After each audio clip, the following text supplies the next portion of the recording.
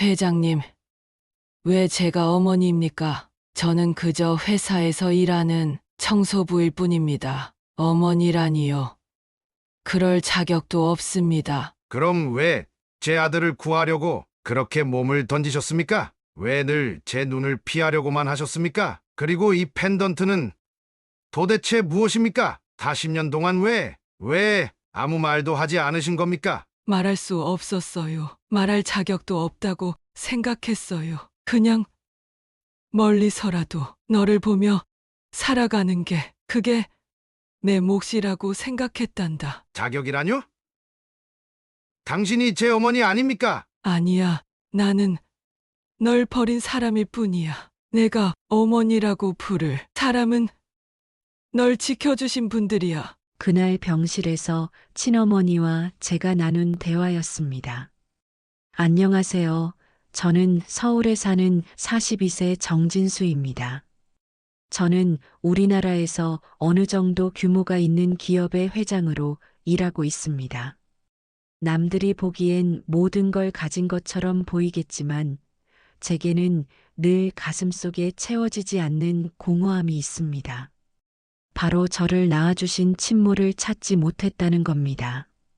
제가 입양아라는 사실은 불치병 진단을 받고 알게 되었습니다. 죽음을 마주하고 나니 그 공허함이 더 크게 느껴졌습니다. 친어머니를 만나서 제 생의 마지막을 함께하고 싶다는 절실한 마음으로 5년 동안 그 흔적을 찾아다니고 있습니다. 제 이야기가 여러분께 작은 위로가 되기를 바랍니다. 따뜻한 댓글과 응원의 메시지 부탁드립니다. 마지막에는 따뜻한 감동이 있으니 꼭 끝까지 들어주시길 바랍니다. 그리고 구독과 좋아요는 제가 힘을 내는데 큰 도움이 됩니다. 여동생밖에 없는 저는 행복한 어린 시절, 학창 시절을 보냈습니다. 제가 기억하는 어린 시절은 부족함 없이 따뜻했습니다. 아버지는 엄격했지만 저를 끔찍이 아끼셨고 어머니는 늘 제 곁에서 미소를 잃지 않으셨습니다. 저녁 식사 자리에서 아버지가 제게 질문을 던지며 칭찬을 아끼지 않으실 때면 저는 마치 세상의 중심이 된 기분이 들곤 했습니다. 어머니는 손재주가 좋으셔서 제가 아끼는 옷이나 장난감이 망가질 때마다 새 것처럼 고쳐주셨습니다. 그런 어머니를 보며 저는 언제나 우리 어머니는 정말 천사 같은 분이라고 생각했습니다. 아버지 역시 늘 저를 최고의 교육 환경에 두기 위해 노력하셨습니다. 그런 부모님 덕분에 저는 좋은 대학에 진학할 수 있었고, 대학을 졸업한 뒤 아버지 회사에서 연수 과정을 거쳐 점차 경영자의 자리를 이어받게 되었습니다. 대학 시절에는 사랑하는 사람을 만났고 결혼까지 이어졌습니다. 아내는 제 삶에 또 다른 행복을 가져다 주었습니다. 결혼 후 얼마 지나지 않아 아이도 태어났고 저는 제가 누려왔던 사랑을 제 아이에게도 주고 싶다는 생각에 더 열심히 살아갔습니다. 부모님이 보여주셨던 따뜻함을 이어받아 저 역시 좋은 부모가 되겠다고 다짐하며 살았습니다. 5년 전 저는 회사에서 갑작스럽게 쓰러져 병원으로 이송되었습니다. 처음에는 과로 때문이라고 생각했지만 정밀 검사 끝에 불치병 진단을 받았습니다. 간 질환이 심각한 상태였고 이식을 받지 않으면 생명이 위태롭다는 진단이 내려졌습니다. 처음에는 도저히 믿기지 않았습니다. 저는 건강에 늘 신경 쓰며 운동도 꾸준히 해왔고 음주나 흡연을 하지 않는 생활을 해왔습니다. 그런데 어쩌다 이런 병에 걸렸는지 이해할 수 없었습니다. 하지만 의사의 말은 단호했습니다. 치료를 위해서는 간 이식이 시급하다는 것뿐이었습니다. 병을 앓기 시작하면서 저는 육체적으로나 정신적으로 큰 변화를 겪었습니다. 간 기능이 점점 더 악화되면서 쉽게 피로를 느끼고 일상적인 업무에도 집중하기 어려워졌습니다. 사업체의 운영을 맡고 있는 입장에서 병세가 악화될수록 책임감과 무력감 사이에서 갈등해야 했습니다. 제가 할 수 있는 일이라고는 병원 진료 일정을 따라가며 간 이식을 받을 수 있는 방법을 찾는 것이 전부였습니다. 아내와 아들은 제가 아픈 것을 숨기려고 해도 금방 눈치챘고 가족 모두가 저를 걱정하며 힘들어하는 모습이 보였습니다. 의사는 가족 간 유전자 검사가 필요하다고 설명했습니다. 가족 중 일치하는 간 조직이 있다면 기증을 받을 수 있는 확률이 높기 때문이었습니다. 부모님께서 가장 먼저 유전자 검사를 받으셨습니다. 어머니는 제 손을 꼭 잡으며 끝까지 저를 지지해 주셨고, 아버지는 검사를 받으면서도 흔들림 없이 저를 격려하셨습니다. 며칠 후 검사 결과를 들으러 병원에 갔습니다. 그런데 의사가 심각한 표정으로 저를 앉히더니 놀라운 사실을 알려주었습니다. 부모님과 제 유전자가 일치하지 않았던 것입니다.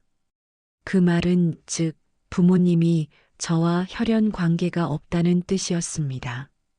저를 키워주신 두 분이 친부모님이 아니라는 사실은 그 자체로 큰 충격이었습니다. 왜 지금껏 이런 이야기를 듣지 못했을까? 무엇을 믿어야 할지 모르겠다는 생각이 머릿속을 가득 채웠습니다. 집에 도착한 뒤 부모님께서는 무거운 침묵을 깨고 진실을 털어놓으셨습니다. 제가 태어난 집이 바로 이 집이 아니라는 사실, 40년 전 겨울, 대문 앞에 버려진 채로 울고 있던 아기를 두 분이 발견하셨다는 이야기였습니다. 당시 두 분은 결혼 후 아이를 갖기 위해 긴 시간을 기다리고 있었지만 아이 소식이 없었다고 하셨습니다. 부모님은 병원을 전전하며 불임 치료를 받으셨고 전국을 돌며 유명한 곳에 가서 기도도 하고 했지만 수년이 지나도록 새 생명을 품을 수 없었습니다. 그러다 보니 두 분 모두 점점 지쳐가고 있었고 아이를 갖고 싶다는 간절한 바람을 매일 가슴에 담고 살아가고 있었다고 하셨습니다. 그런 어느 날 40년 전 한겨울 두 분은 집으로 돌아오던 길에 대문 앞에서 울고 있는 아기를 발견하셨다는 것입니다. 아기는 낡은 천에 둘둘 말린 채 얼어붙을 듯한 추위 속에 있었습니다. 두 분은 망설임 없이 아기를 집 안으로 데려왔고 손발을 녹이고 따뜻한 죽을 먹이며 살리기 위해 최선을 다하셨습니다. 부모님은 그 순간을 떠올리며 말씀하셨습니다. 그 아기가 바로 저였다는 사실을요. 당시 부모님은 저를 바라보며 하늘이 내려준 선물이라고 느끼셨다고 했습니다. 한참 동안 아이가 왜 그곳에 버려졌는지 고민했지만 아기의 울음소리와 작고 연약한 손을 보며 결심하셨다고 합니다. 자신들이 이 아기를 지켜야 한다고 저를 맡아 키우기로 한 이후 부모님은 조심스럽게 주변의 가게와 이웃들에게 물어보며 제 친부모를 찾으려 했다고 합니다. 하지만 젊은 여성이 아기를 안고 부잣집 주변에서 머뭇거리던 것을 보았다는 몇몇 가게 주인의 증언 외에는 아무 단서도 없었습니다. 시간이 지나면서 두 분은 더 이상 제 친부모를 찾을 수 없다는 것을 받아들이셨고 제가 그저 그들의 아들이라고 여기며 온전히 저를 품어주셨습니다. 그렇게 저는 정진수라는 이름으로 다시 태어나게 되었습니다. 그리고 두 분의 그런 마음을 하늘에서도 알았는지 2년 뒤에 제 여동생이 태어났습니다. 여동생과 저는 2살 차이인데 지금도 친남매 이상으로 잘 지내고 있습니다. 부모님은 저를 키우면서 단 한 번도 제가 친자가 아니라는 사실을 떠올리지 않으려 노력하셨다고 합니다. 저를 기를 때 모든 사랑과 정성을 쏟아부으며 저에게 무엇 하나 부족함이 없도록 최선을 다하셨습니다. 부모님께는 제가 자신들에게 없는 희망이자 가족의 중심이었기 때문입니다. 아버지는 사업체를 운영하며 바쁜 와중에도 제 학업과 교육에 큰 관심을 기울이셨습니다. 어머니는 제가 공부에만 집중할 수 있도록 모든 집안일을 도맡으셨고 늘 따뜻한 밥상을 차려주셨습니다. 두 분이 보여준 헌신과 사랑은 제가 지금까지도 기억하는 가장 따뜻한 기억입니다. 하지만 그 사랑의 밑바탕에는 미안한 마음도 깔려 있었다고 하셨습니다. 제가 언젠가 친부모를 찾고 싶어 할지도 모른다는 사실을 알면서도 혹여나 상처를 받지 않을까 두려워하면서 오늘에 이르렀다고 하셨습니다. 부모님께서는 저를 만났을 때의 기억을 생생하게 말씀해 주셨습니다. 40년 전 한겨울, 두 분은 길고 긴 불임 치료를 포기하며 사실상 아이를 낳는 꿈을 접은 상태였다고 합니다. 그러던 어느 날 두 분이 집으로 돌아오는 길에 대문 앞에서 울고 있던 아기를 발견하셨습니다. 아기는 얇은 헝겊으로 쌓여 있었고 얼굴은 추위로 붉게 변해 있었습니다.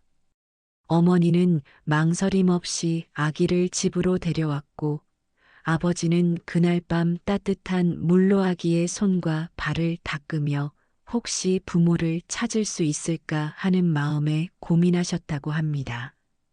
아버지는 이웃 가게와 주변 사람들에게 아기를 맡긴 사람이 누구인지 물어보셨습니다. 한 가게 주인은 그날 낮 젊은 여성이 아기를 안고 대문 앞을 서성이는 모습을 봤다고 말했습니다. 그 여성은 어딘가 급한 듯 보였고 아기를 내려놓은 후 서둘러 떠났다고 했습니다. 부모님은 아기였던 제 손에서 작은 펜던트를 발견하셨다고 했습니다. 펜던트 안에는 흐릿해진 작은 사진이 들어 있었는데 부모님은 그 사진이 바로 친모의 모습일 거라 추측하셨습니다. 펜던트를 본 어머니는 이 사진이 너의 친어머니를 기억할 수 있는 유일한 단서일지도 모른다며 그 펜던트를 소중히 보관하셨습니다. 펜던트에 담긴 사진은 세월이 흐르면서 희미해졌지만 저는 그 사진을 바라볼 때마다 늘 제게 보이지 않는 연결점이 존재한다고 느꼈습니다. 그 사진 속에는 어렴풋이 보이는 젊은 여성이 있었고 그녀가 제 친어머니라는 생각은 지금까지도 마음 한구석에 자리하고 있습니다. 부모님은 친모를 찾으려 노력하셨지만 시간이 지나면서 단서를 찾는 것은 점점 더 어려워졌습니다. 아버지는 사업을 운영하며 바빠졌고 어머니는 저를 키우는데 모든 시간을 쏟으셨습니다. 하지만 두 분은 언젠가 제가 친모를 찾으려 할지도 모른다는 생각에 당시 얻었던 단서들을 기억 속에 남기고 있었습니다. 그렇게 찾은 친모의 흔적은 김씨 성을 쓰고 있을 가능성이 높다는 것, 오른손 등에 화상 흉터가 있다는 목격자의 증언, 오른쪽 다리를 약간 절었다는 점입니다. 김씨 성이라는 것은 사진 뒤에 한자로 쓰여져 있기 때문이기도 합니다. 어쩌면 제가 김씨였을 수도 있고요. 부모님은 이 단서들을 제게 전달해 주시며 제가 친모를 찾고 싶다면 언제든 응원하겠다고 말씀하셨습니다. 두 분은 우리가 널 키운 것은 운명이었지만 널 낳아준 사람에 대한 궁금증까지 막을 순 없다고 하셨습니다. 정말 고마우신 분들이었습니다. 부모님은 제가 친모를 찾겠다고 했을 때도 변함없는 사랑과 지지를 보여주셨습니다. 두 분은 그 누구보다 제가 상처받지 않기를 원했지만 동시에 제 뿌리를 찾고자 하는 마음을 존중해 주셨습니다. 어머니는 그 펜던트를 잃지 말아라. 그것이 내가 친어머니와 연결될 수 있는 끈이 될지도 모른다. 라고 말하며 저를 응원하셨습니다. 아버지는 우리는 너를 진심으로 사랑했다는 것만 기억해 주면 된다. 하셨습니다. 두 분의 응원 속에서 저는 제 친모를 찾는 여정을 시작할 수 있었습니다. 5년 전 처음 불치병 진단을 받았을 때만 해도 간 이식 수술을 받을 수 있을 것이라는 희망을 품고 있었습니다. 하지만 시간이 흐르면서 몸은 점점 안 좋아졌고 간 기능도 저하되기 시작했습니다.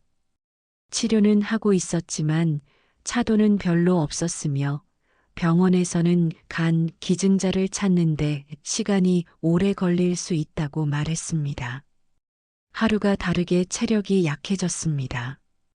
예전에는 매일 출근하고 운동을 하던 것이 일상이었지만 이제는 그런 것들이 부담이 되었습니다. 어깨와 허리에 만성적인 통증이 생기고 피로감은 조금만 움직여도 쉽게 쌓였습니다. 이런 상황 속에서 저는 친모를 만나야겠다는 결심을 더 굳혔습니다. 단순히 간 이식을 받기 위한 목적만이 아니었습니다. 제가 누군지, 제 뿌리는 어디인지 알고 싶은 갈망이 점점 더 강해졌습니다. 어머니가 제 손에 쥐어준 펜던트는 여전히 제게 가장 중요한 단서였습니다. 저는 펜던트 안에 흐릿하게 남은 사진을 가능한 한 복원하려 했습니다. 전문가의 도움을 받아 사진을 디지털로 복원했지만 사진 속 여성의 얼굴은 워낙 흐릿해져 있어 특정 인물을 확인하는데 어려움이 있었습니다. 하지만 복원된 이미지를 프린트에 들고 다니며 누군가 이 사람을 기억할 수 있을지 물었습니다. 특히 과거 제가 발견된 동네 근처의 가게 주인들, 그리고 오래된 거주민들에게 이 사진을 보여주며 흔적을 찾으려 했습니다. 몇몇 사람들은 사진 속 여성과 비슷한 사람을 본 적 있다고 말했지만 그것이 정확히 누구인지는 알 수 없었습니다. 또한 제가 버려진 장소와 당시 상황을 조사하는 것이었습니다. 부모님께서 말씀하셨던 단서를 바탕으로 과거에 제가 자랐던 동네를 찾아가 주변 상점과 주민들을 수소문했습니다. 그 지역은 세월이 흐르면서 크게 변했습니다. 그 동네에는 새로 아파트가 들어섰고 당시 살던 주민들 대부분은 이사를 갔습니다. 몇몇 오래된 가게를 찾아가 물어봤지만 기억히는 사람이 거의 없었습니다. 가게 주인 중 한 명은 그때 겨울에 아이가 버려졌다는 소문이 돌긴 했어요. 근처에서 아기를 안고 서성이는 젊은 여자를 본 사람이 있었는데 그 여자가 아기를 두고 갔다는 이야기도 있었죠. 라고 이야기했습니다. 하지만 그게 전부였습니다.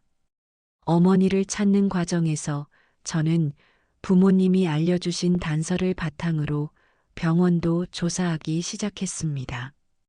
친모가 오른손 등에 화상 흉터가 있다는 단서가 있었기 때문에 혹시 과거 병원에서 화상 치료를 받은 기록이 남아있을 가능성이 있었습니다.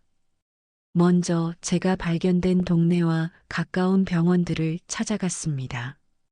40년 전이라는 시간이 지나 자료를 보관하지 않는 병원도 많았지만 몇몇 오래된 병원들은 과거 기록을 여전히 보관하고 있었습니다.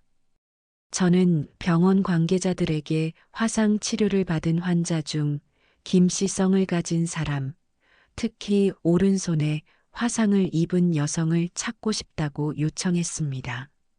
몇몇 병원에서는 과거 화상 치료 기록을 뒤져보았지만 구체적인 단서를 얻는 데는 실패했습니다.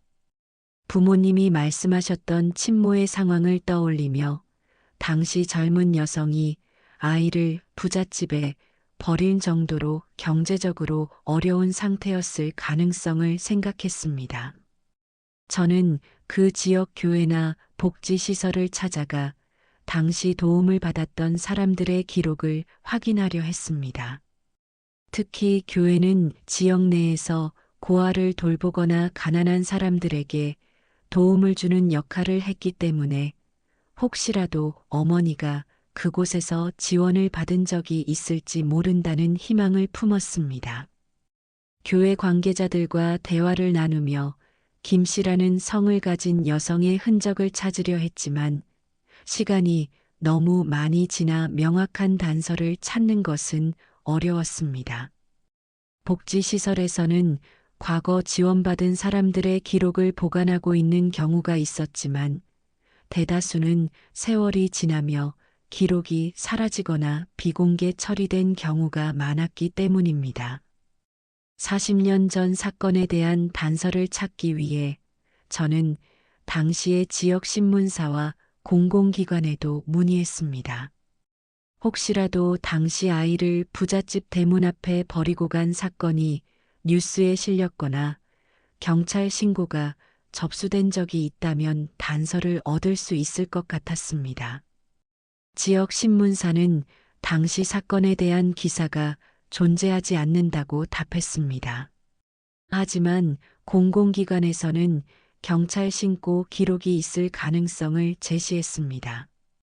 경찰서에 문의하자 버려진 아이에 대한 신고 기록이 있기는 했지만 구체적인 내용이 부족했습니다. 저는 경찰서 기록에서 당시 발견된 아기의 상태와 그날의 환경에 대한 소소한 단서를 얻을 수 있었지만 친모의 신원에 대한 정보는 전혀 없었습니다. 어머니를 찾기 위해 가장 과학적인 방법으로 접근할 필요가 있다고 느껴 저는 DNA 데이터베이스에 유전자 샘플을 등록하기로 했습니다. 현재 많은 국가와 지역에서 DNA 매칭 서비스를 제공하고 있었고, 이를 통해 가족이나 친척을 찾을 가능성도 있었거든요. 저는 유전자 검사 기관과 협력해 제 DNA 데이터를 업로드했습니다. 매칭이 되는 경우 친모뿐만 아니라 친척 관계의 사람들과도 연결될 수 있었습니다. 그러나 초기 몇 달 동안은 매칭되는 데이터가 없어 실망감을 느껴야 했습니다. 그럼에도 불구하고 데이터베이스에 제 정보를 지속적으로 남기며 매칭 결과를 기다리는 중입니다. 마지막으로 직접적인 방법으로 접근하기로 했습니다. 당시 제가 발견된 동네와 그 주변 지역에 전단지를 배포하고 포스터를 부착하기로 했습니다. 포스터에는 제 이야기를 간략히 적고 복원된 펜던트 사진 속 어머니의 얼굴 이미지를 함께 포함했습니다. 포스터에는 다음과 같은 내용이 적혀 있었습니다.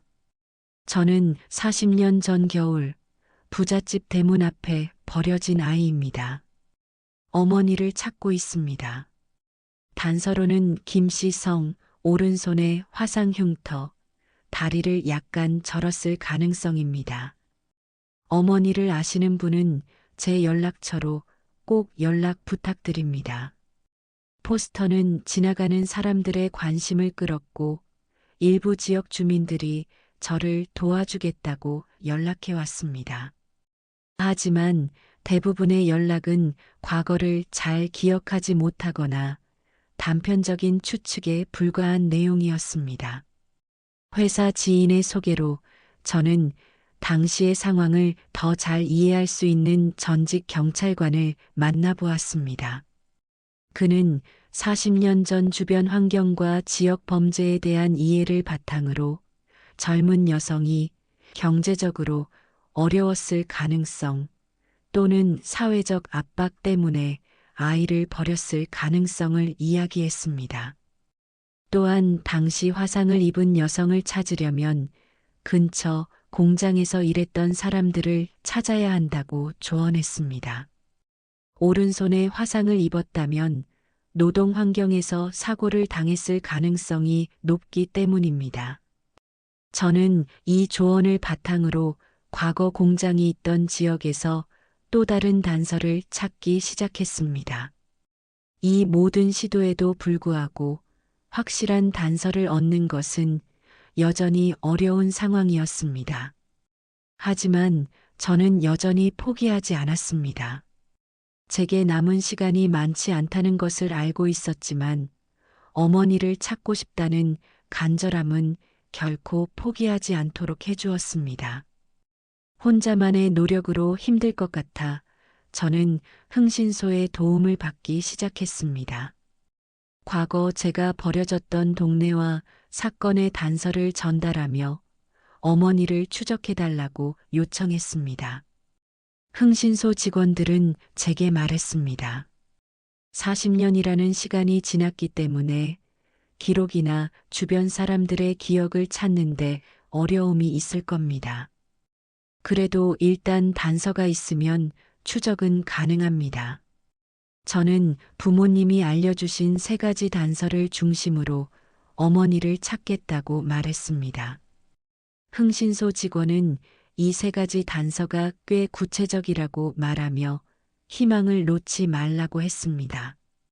특히 오른손등에 화상 흉터가 있고 다리를 저는 여성은 흔치 않기 때문에 단서만 확보되면 조사를 진행하기 수월할 수도 있다는 이야기를 들었습니다.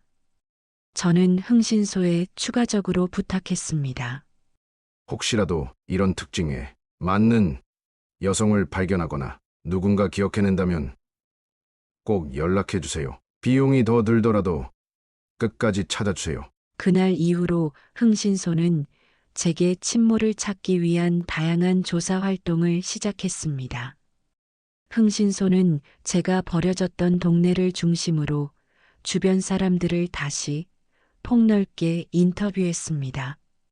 당시 이웃으로 살던 사람들, 가게 주인들, 공공시설 직원들을 대상으로 단서를 찾으려 했습니다. 몇몇 사람들은 그때 그런 일이 있었던 것 같아요라고 희미한 기억을 떠올렸지만 대부분은 구체적인 정보를 기억하지 못했습니다.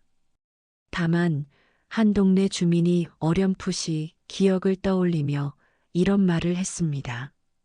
그런 여자가 있었다면 아마 공장 같은 곳에서 일하던 사람일 거야. 예전엔 그런 일 많이 있었거든. 이 증언을 바탕으로 흥신소는 당시 지역 내 공장이나 작업장에서 일했던 여성들 중 김씨성을 가진 사람을 조사하기 시작했습니다. 이 과정에서 오래된 기록들을 뒤져 몇몇 유력한 인물들을 찾아냈지만 모두 단서와 일치하지 않았습니다. 흥신소는 조사 도중 오른손등에 화상 흉터가 있는 여성이 지역 내에서도 극히 드물다는 점을 알게 되었습니다. 특히 화상 흉터와 다리를 저는 특징이 함께 나타나는 경우는 더더욱 희귀하다는 점이 유의미한 단서로 작용했습니다. 이에 따라 흥신소는 주변 노숙자들과 거리 어르신들에게 이 특징에 대해 물어보기 시작했습니다. 혹시 오른손에 화상 흉터가 있고 걸을 때 다리를 저는 여성을 본 적이 있으신가요? 이 단서는 예상보다 큰 반응을 얻었습니다. 몇몇 노숙자들이 비슷한 특징을 가진 여성을 본 것 같다고 이야기했지만 정확히 일치하지는 않았습니다.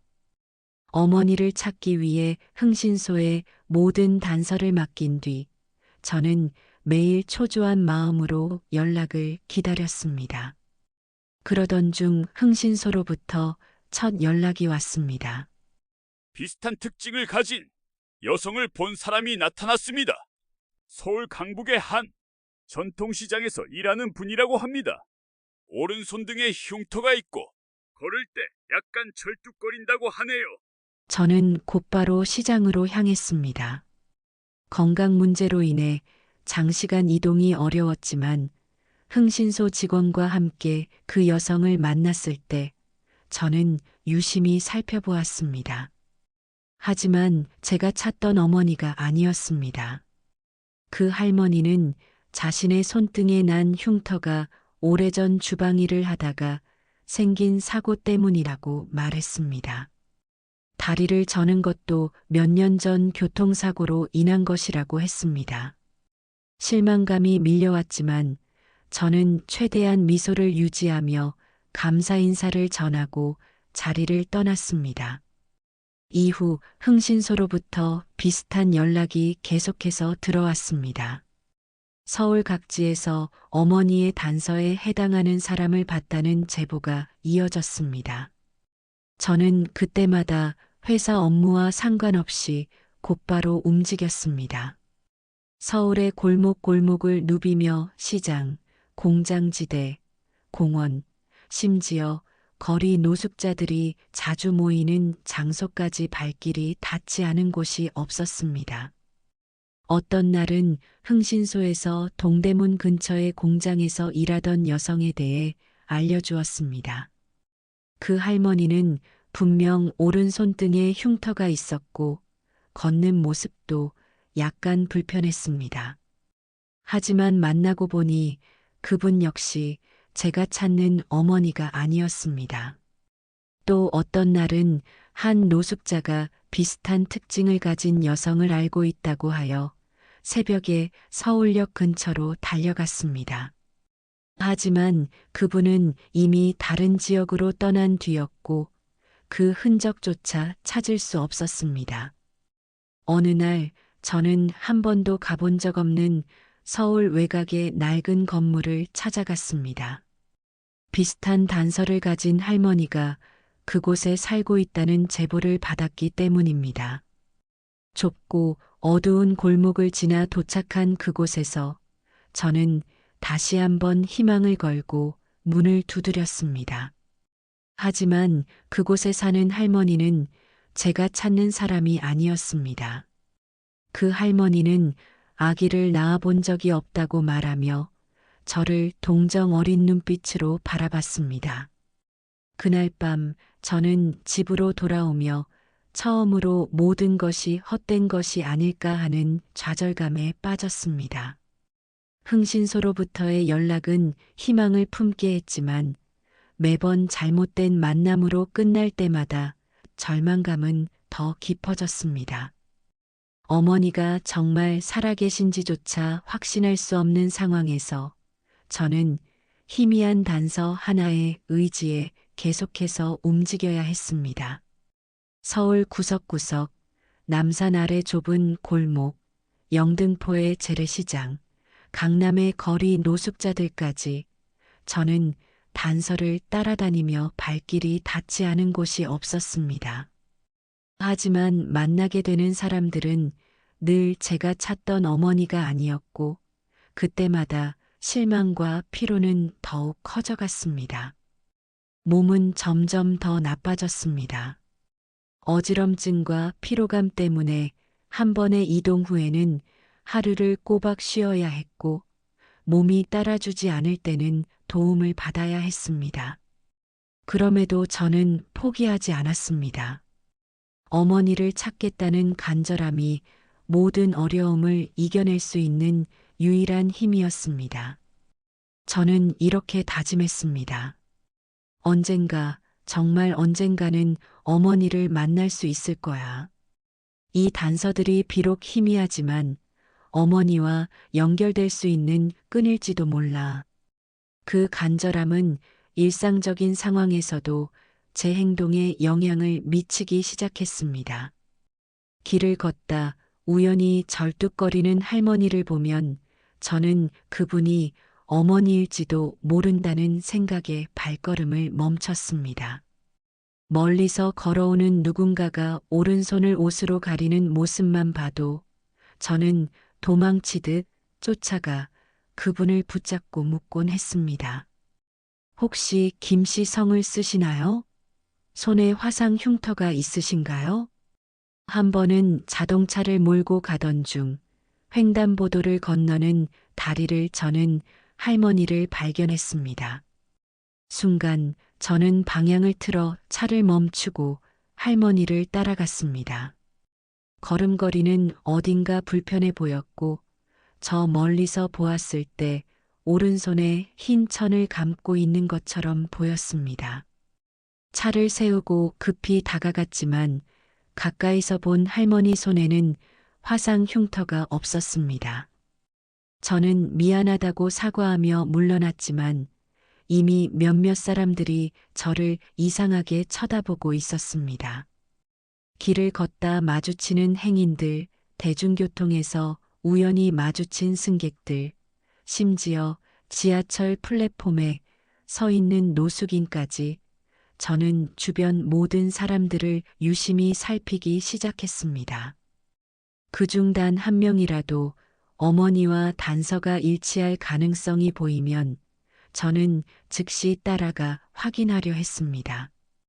아내는 그런 저를 보며 걱정스러운 눈빛으로 말없이 지켜보곤 했습니다. 아이는 아직 어려 제가 왜 이토록 불안정한 상태로 지내는지 이해하지 못했지만 가끔 저를 따라다니며 왜 그렇게 할머니를 쳐다보는지 묻곤 했습니다. 제가 이렇게 어머니를 찾으려 애쓰는 모습을 보면서도 가족은 제게 무언가를 강요하지 않았습니다. 대신 저를 걱정스러운 눈빛으로 바라보며 지켜보았습니다. 그럴 때마다 저는 미안한 마음과 억누를 수 없는 집착 사이에서 더 깊은 고독을 느꼈습니다. 시간이 지날수록 제 마음은 점점 더 불안정해졌습니다. 어머니를 찾겠다는 절박함은 주변의 모든 것이 어머니의 흔적으로 보이게 만들었습니다. 길에서 보이는 절뚝거리는 걸음걸이, 상처를 가리려는 손짓, 시장에서 물건을 정리하는 허리 굽은 할머니들 모두 제 눈에는 어머니일지도 모른다는 생각을 들게 했습니다. 그 할머니는 당황하며 저를 쳐다보았고 아니요, 그런 적 없어요라고 대답하셨습니다. 저는 허탈한 마음으로 고개를 숙였고 그분은 이상한 사람으로 생각했는지 서둘러 자리를 떠나셨습니다. 이런 행동을 반복할수록 몸과 마음은 더욱 지쳐갔습니다. 하지만 한편으로는 제가 조금이라도 멈춘다면 어머니를 만날 기회를 놓치게 될 것 같다는 생각이 들었습니다. 저는 고통 속에서도 어머니를 찾아야 한다는 마음 하나로 버텨가고 있었습니다. 어느 날 흥신소로부터 또 한 통의 연락이 왔습니다. 이번에는 확실한 것 같습니다. 다리를 절고 오른손에 화상, 흉터가 있는 여성을 한 노숙자가 기억해냈습니다. 지금은 용산 쪽에 계신 것 같다고 합니다. 저는 다시 한번 심장이 뛰기 시작했습니다. 하지만 그곳에서 만난 할머니는 역시 제가 찾는 어머니가 아니었습니다. 실망감이 너무 컸고 저는 그날 밤 집으로 돌아오지 못했습니다. 아내에게 전화를 걸어 미안하다는 말만 남기고 서울 한복판에서 한참 동안 주저앉아 있었습니다. 눈물이 쏟아졌습니다. 왜 이렇게까지 해야 하는지, 어머니를 정말로 찾을 수 있는 건지, 제 인생이 이대로 끝나는 것은 아닌지 모든 것이 혼란스러웠습니다. 그렇지만 만나야만 했습니다. 왜 그 한겨울에 저를 버려야만 했는지를 물어봐야 했거든요. 그날도 평소처럼 바쁜 일정 속에서 회사로 향하고 있었습니다. 중요한 회의를 마치고 회사로 일찍 돌아오던 중 저는 무심코 회사 현관을 스쳐 지나가다가 한 할머니의 모습을 보게 되었습니다. 할머니는 현관 근처에서 청소도구를 들고 바닥을 닦고 있었습니다. 다리를 약간 절며 움직이는 모습이 눈에 띄었고 오른손은 소매로 가려져 있었습니다. 순간 저는 발걸음을 멈췄습니다. 멀리서 할머니를 바라보는 제 심장은 이유를 알 수 없는 떨림으로 가득 차 있었습니다. 다리를 저는 모습, 여름인데도 긴팔 옷과 장갑을 끼고 있는 손. 어쩌면 그 할머니가 어머니일지도 모른다는 생각이 들었습니다. 하지만 그 순간에는 아무 말도 하지 못하고 그저 할머니를 지켜볼 수밖에 없었습니다. 그날 저녁 흥신소에서 연락이 왔습니다. 회장님, 이번에는 정말 가능성이 높은 분을 찾았습니다. 서울 시내에서 청소부로 일하시는 분인데 다리를 절고 오른손 등에 화상, 흉터가 있다고 합니다. 그 말을 듣는 순간 저는 온몸에 전율이 일었습니다. 그분이 혹시 제 회사에서 일하는 분인가요? 흥신소 직원은 그렇습니다. 우연히 확인해 보니 그분이 회장님 회사의 청소부로 계시더군요. 라고 답했습니다. 저는 심장이 멎는 듯한 느낌이 들었습니다. 회사 현관에서 본 그 할머니의 모습이 머릿속에 선명히 떠올랐습니다. 저는 바로 회사로 돌아갔습니다. 그리고 청소부 명단을 확인한 뒤 할머니가 누구인지 알게 되었습니다. 그러나 그 할머니의 성은 이 씨였습니다. 그러나 다른 특징은 같았습니다. 며칠 후 저는 일부러 회사 내 부서별 사무실을 둘러보는 척하며 할머니를 지켜보았습니다. 할머니는 여전히 제가 있는 곳에서 멀리 떨어지려 했고 제 눈을 마주치지 않으려 했습니다. 하지만 그 모습을 보며 저는 확신할 수 있었습니다. 그 할머니가 제 어머니일지도 모른다는 생각이 마음속에서 점점 더 강해졌습니다. 며칠 후 저는 회사 청소부와 경비원들에게 선물을 전달하는 자리를 마련했습니다. 모든 청소부와 경비원이 한자리에 모였고 저는 한 명씩 인사를 나누며 선물을 전달했습니다. 그러나 그 할머니는 눈을 마주치지 않으려 했고 자꾸만 자리를 떠나려 했습니다. 이 모습을 보고 저는 더 이상 의심할 수 없었습니다. 하지만 그 자리에선 아무 말도 하지 않았습니다. 저에게는 어린 아들이 하나 있었는데요. 제 아들은 장난기 많고 호기심이 가득한 아이였습니다. 어릴 때부터 집안에서나 밖에서 항상 뭔가를 만지고 새로운 것을 찾으며 활발히 움직이는 아이였죠. 그런 아들은 회사에 올 때도 예외가 아니었습니다. 회사 곳곳을 뛰어다니며 직원들에게 인사를 건넸고 제가 회의 중일 때는 사무실 구석에서 가만히 있지 못하고 작은 돌아다니곤 했습니다. 그날도 평소처럼 회사로 놀러 온 아들은 제 옆을 잠깐 지키는 듯 하더니 이내 비상구 쪽으로 사라졌습니다. 처음에는 아이가 복도에서 장난을 치는 줄 알고 대수롭지 않게 생각했습니다. 하지만 시간이 지나도 아이가 돌아오지 않자 불안한 마음이 들었습니다. 아들은 비상계단 쪽으로 들어가더니 장난을 치며 그곳에 숨었습니다. 저와 숨바꼭질이라도 하는 듯 가끔 머리를 내밀며 웃고는 다시 사라지곤 했습니다.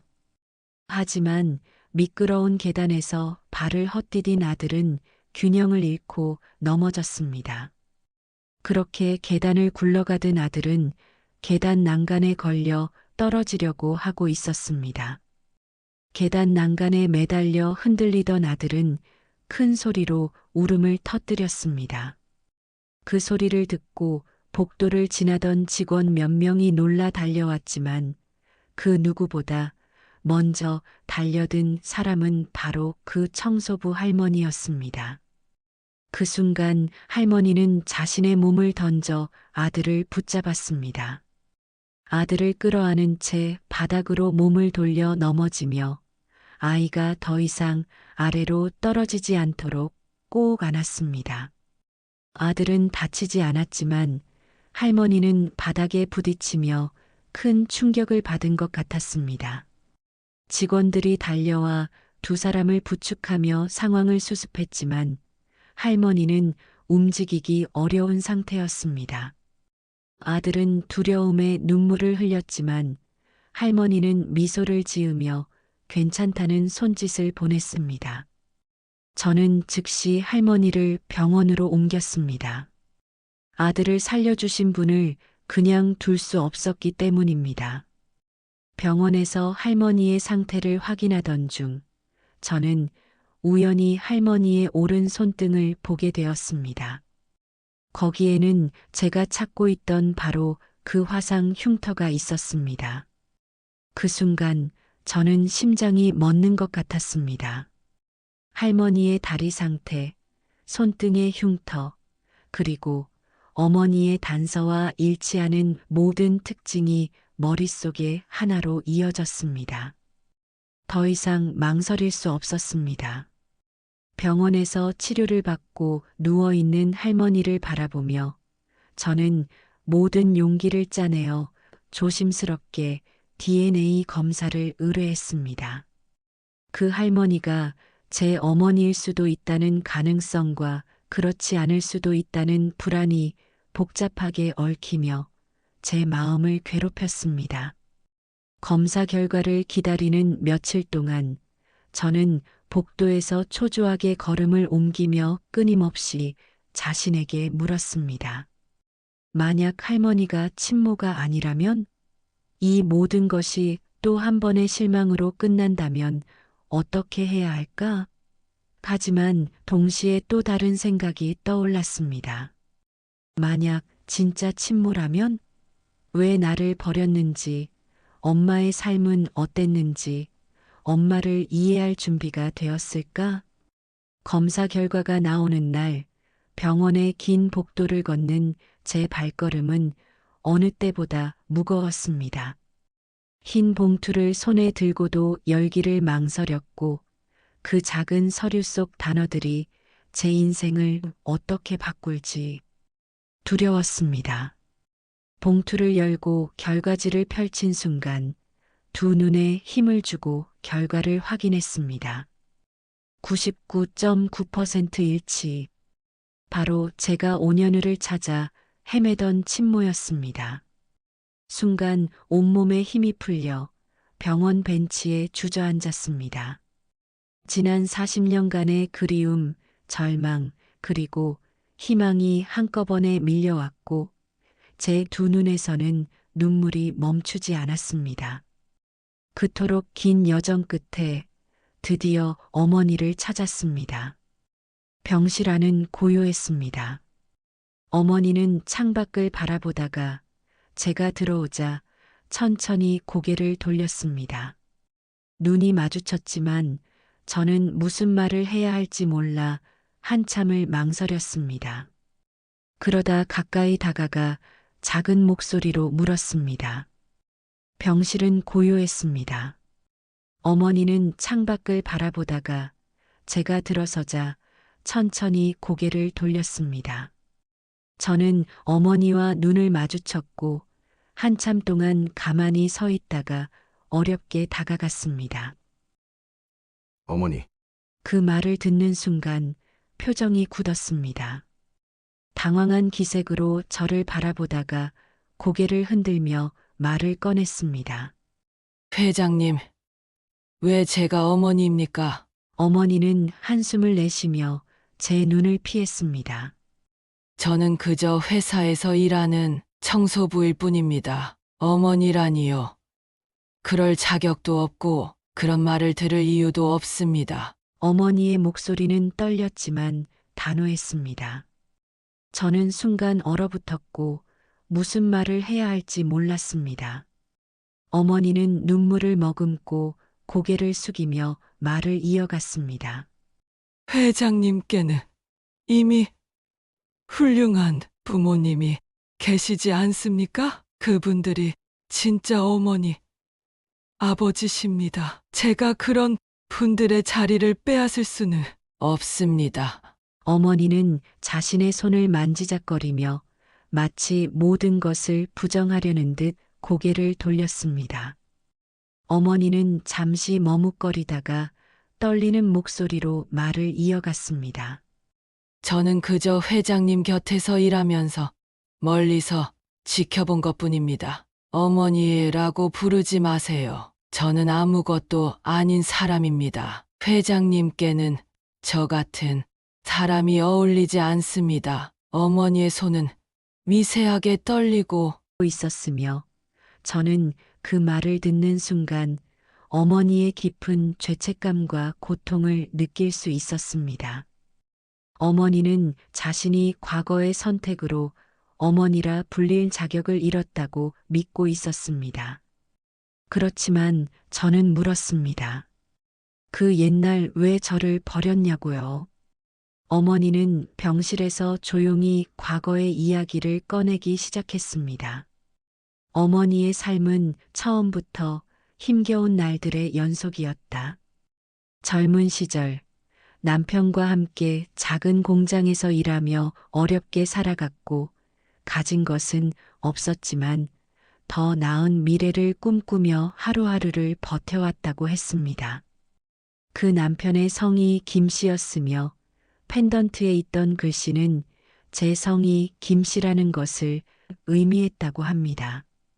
그러나 어느 날 공장에서 큰 사고가 발생했는데 위험한 기계를 다루다 목숨을 잃었고 어머니는 홀로 남게 되었다는 거였습니다. 남편을 잃은 충격과 슬픔 속에서 갓 태어난 아이와 함께 막막한 현실에 마주해야 했습니다. 남편의 죽음 이후 어머니는 홀로 생계를 책임져야 했지만 공장에서 일하다 큰 사고를 당하며 오른손에 심각한 화상을 입었고 다리까지 다쳐 제대로 걷는 것조차 어려운 상태가 되었습니다. 병원비는 감당할 수 없었고 공장에서도 더 이상 어머니를 고용하지 않았으며 신체적 장애로 인해 다른 일을 찾는 것조차 불가능해진 어머니는 갓 태어난 아기를 돌볼 수 없다는 절망감에 짓눌렸답니다. 어머니는 자신이 가진 마지막 희망을 품고 아기를 부잣집 대문 앞에 데려갔습니다. 아이를 원하던 집으로 소문이 난 곳이었고 부잣집이라면 아기를 잘 키워줄 거라고 믿고 그것이 아이를 위한 유일한 선택이라고 여겼습니다. 낡은 천으로 아기를 감싸고 작은 펜던트를 손에 쥐어준 뒤 대문 앞에 아기를 두고 돌아섰습니다. 발걸음은 떨어지지 않았고 대문 앞에서 한참을 서 있었다고 합니다. 아기의 울음소리를 뒤로 한 채 걸음을 떼면서도 어머니는 이것이 아이를 위한 최선이라고 믿으며 스스로를 위로했다고 합니다. 과연 그때 어머니의 심정이 어땠을지 저는 상상조차 가지 않았습니다. 자식을 버리고 돌아서는 어미의 심정은 칼로 심장을 도려내는 느낌이었을 것입니다. 아기를 부잣집에 맡긴 뒤에도 어머니는 그 동네를 떠날 수 없었습니다. 아이가 잘 지내고 있는지 확인하기 위해 그리고 멀리서라도 자라는 모습을 보기 위해 부잣집 근처 작은 방을 구해 살았습니다.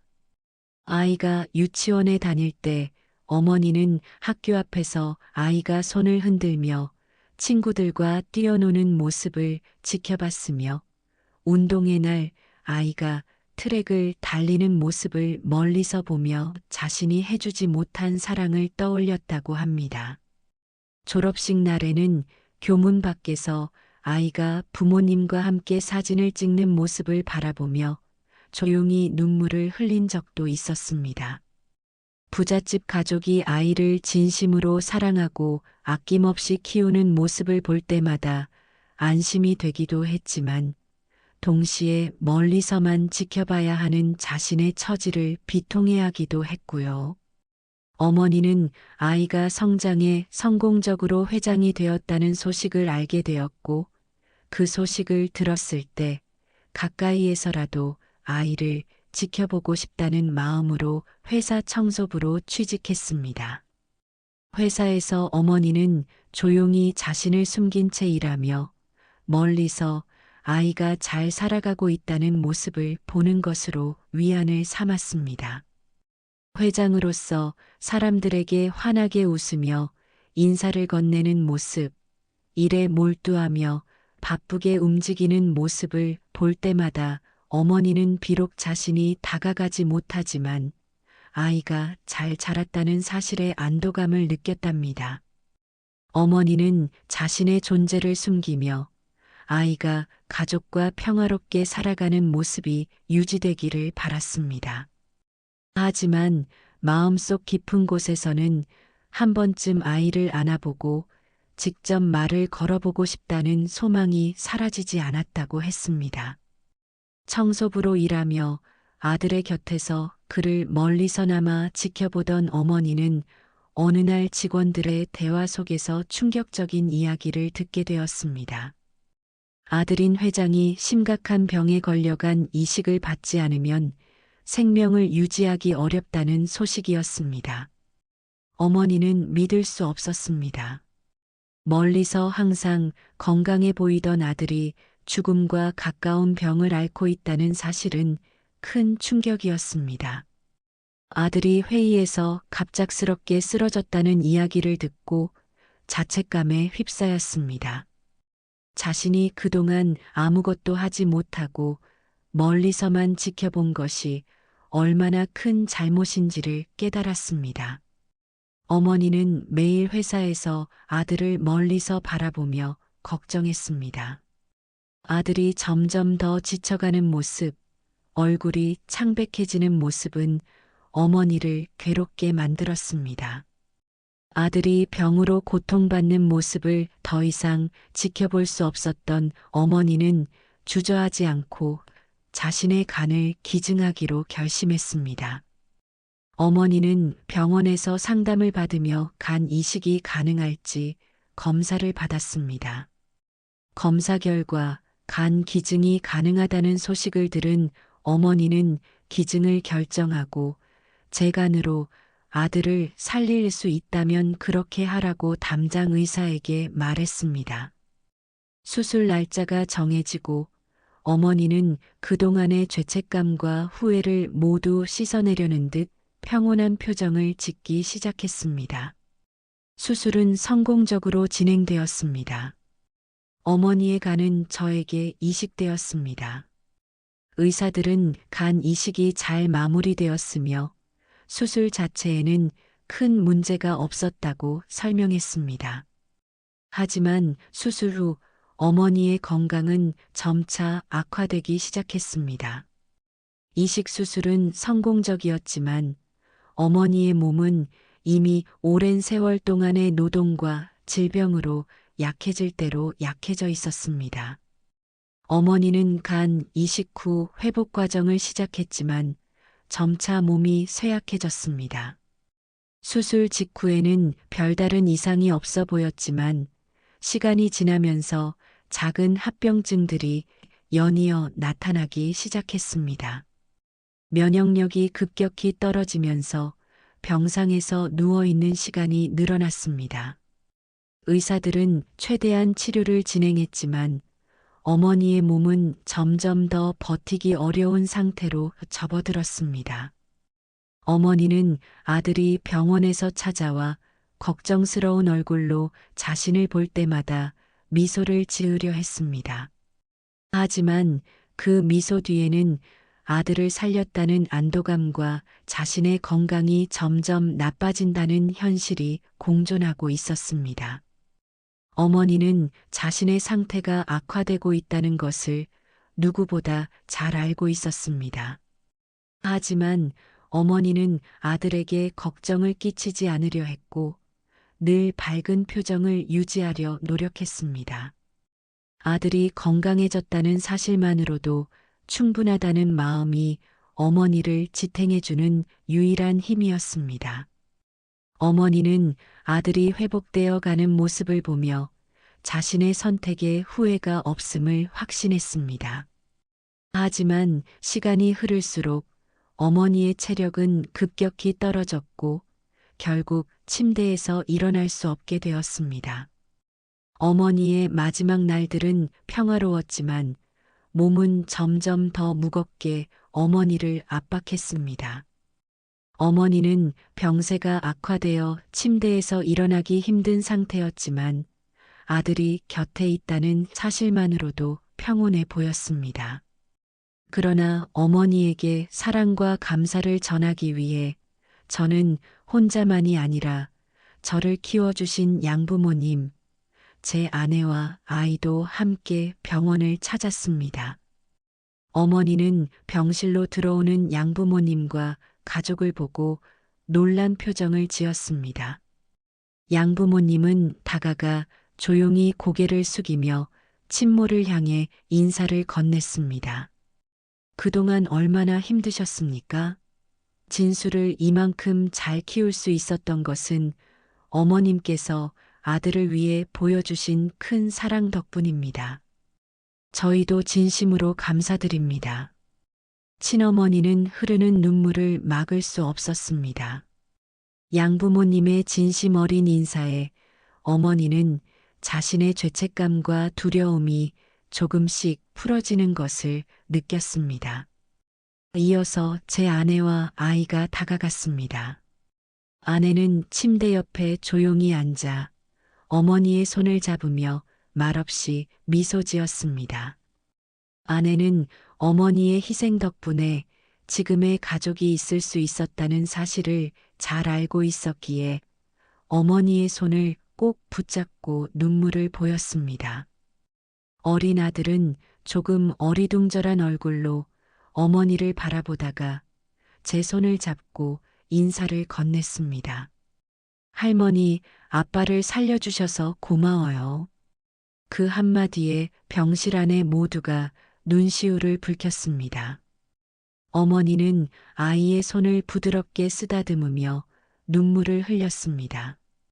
어머니는 떨리는 손으로 양부모님의 손을 붙잡고 힘겹게 입을 열었습니다.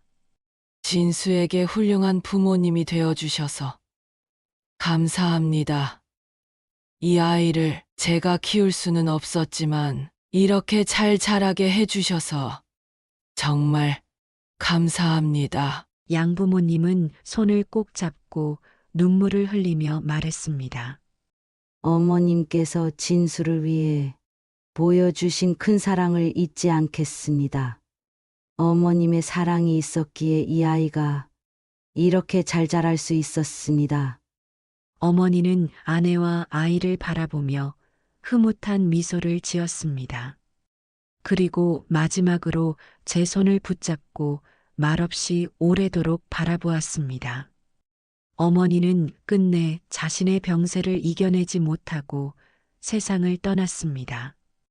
어머니는 떠나기 전까지도 자신을 어머니라고 부르지 말라는 말을 남겼지만 어머니의 사랑과 희생은 그 어떤 것으로도 부정할 수 없는 진실이었습니다.